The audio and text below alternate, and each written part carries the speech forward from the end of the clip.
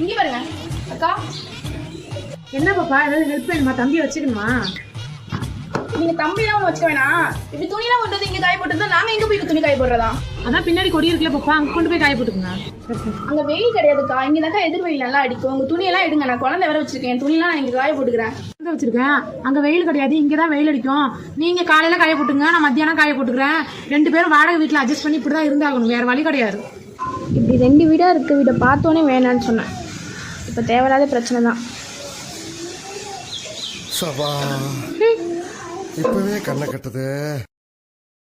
போடி போ, பெரிய இவளாட்ட போறா.